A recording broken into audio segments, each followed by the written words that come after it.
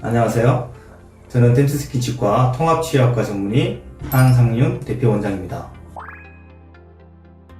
임플란트를 많이 하러 오시는 환자분들이 물어보는 게 뼈이식이 뭐냐, 시저고리 이식술이 뭐냐고 이렇게 많이 물어보시는데, 우리가 임플란트를 상악이나 하악이라는 그 치조골 내에 식립을 해야 되는데, 만약에 식립을 하고 나서 임플란트 그 뿌리, 인공치근 부분이 노출되거나 아니면 치조골의 깊이라든지 넓이가 그 임플란트 뿌리와 정확하게 일치하지 않을 때는 잇몸뼈가 더 필요하게 되는 거죠. 그럴 때 우리가 보통 가장 안전한 게 자가골이라는 것을 채취를 해서 잇몸뼈를 이제 보완을 해줘야 되는데, 보통 자가골 이식이라는 게 자기 뼈를 갈아서 이식을 해야 되거든요. 근데 자가골은 채취하기가 조금 힘들죠.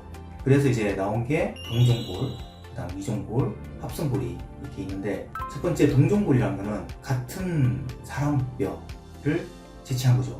그래서 뭐 자가골을 대체를 해야 되는데, 자가골을 뭐 내 엉덩이나 아니면 뭐 턱뼈에서 채취를 하기 힘드니까 우리 인간의 뼈를 가공을 해서 만들어 놓은 뼈를 이용하는 게 이제 동종골이고, 같은 인간의 뼈이기 때문에 가장 안전하기도 하고 가장 잘 부합되기도 해서 많이 사용하고 있고요. 그 다음 두 번째가 이종골인데, 동종골 같은 경우는 아무래도 이제 사람 뼈를 가공을 해야 되기 때문에 비용적으로 조금 비쌀 수도 있고 구하기도 좀 힘든 경우가 많은데, 그래서 이제 나온 게 뭐 돼지뼈나 아니면 소뼈를 이용한 게 이종골입니다. 이종골 같은 경우도 동종골과 비슷하게 기능을 하기 때문에 크게 걱정 안 하셔도 되고, 하지만 뭐 흡수되는 정도라든지 뿌리에 결합하는 정도가 아무래도 동종골보다는 조금 차이가 나기 때문에 이종골보다는 동종골이 좋은데요. 하지만 이종골을 사용해도 비용적으로 저렴하면서 비슷한 효과를 낼 수 있기 때문에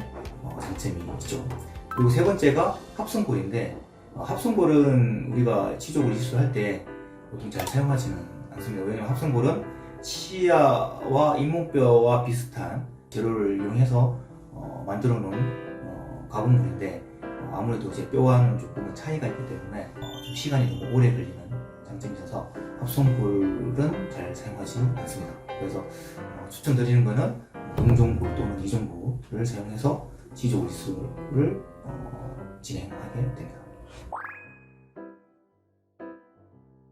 그래서 많이 받는 질문 중에 한 개가 뼈 이식을 하면 이게 임플란트에 붙는 거냐, 언제 붙냐, 이렇게 많이 물어보시는데, 오해를 하시는 게 우리가 임플란트 주변에 쌓아놓은 가공된 뼈가 임플란트 뿌리에 직접적으로 붙는 건 아니에요. 임플란트를 잇몸에다 심고 그 주변에다가 이제 뼈를 이렇게 쌓아두면, 가장 좋은 예로 우리 철골이라고 생각하시면 되는데, 그래서 우리가 임플란트를 심고 주변에다가 잇몸뼈를 이렇게 채워놓으면 우리 몸에서 피가 공급이 되면서 뼈 성장인자들이 분비가 되죠. 그럼 그 성장인자로 인해서 우리 몸에 그 뼈를 형성하는 데 필요한 뭐 칼슘이라든지 인산물들이 이렇게 와서 결합을 하는 프레임워크 역할을 해주는 게 인공뼈라고 생각하시면 좋을 것 같아요. 그래서 그 인공뼈는 점점 소실되면서 그 우리가 심어놓은 임플란트 주변에 자기 뼈가 만들어져서 완전한 일체형의 임플란트가 되는 거죠.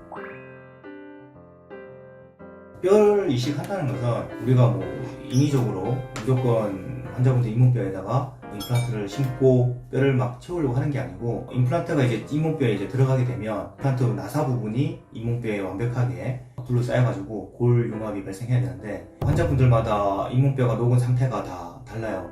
그리고 얼굴의 그 해부학적인 구조에 따라서 상악동이 있는데, 그 상악동 부분이 뼈가 엄청 얇은 사람도 있고 어떤 분들은 많이 두꺼운 사람이 있어가지고 치조골 이식술을 파노라마나 아니면 CT를 보고 정밀하게 분석을 한 다음에 환자분들에게 꼭 필요한 경우 치조골 이식술을 권유를 하게 됩니다. 근데 보통 환자분들이 아마 비용 때문에 이걸 꼭 해야 되느냐, 어떤 병원에서는 해야 한다고 얘기하고 어떤 병원에서는 뭐 안 해도 된다고 얘기를 하시는데, 뭐 옳고 그름을 정확하게 얘기하기는 힘들고, 그 병원에 갔을 때 정밀 CT 촬영을 해서 잇몸뼈가 함몰되어 있다는 것을 보여주고, 잇몸뼈의 길이, 폭 같은 걸 정확하게 상세하게 설명을 해주면서 뭐 잇몸뼈에 치조골 이식술이 필요하다고 하신다면 그 치과를 믿고 치조골 이식술을 받으면 좋을 것 같고, 만약 그게 의심된다면 또 다른 치과를 방문하셔가지고 한 번 더 진단을 받아보는 것을 추천드립니다.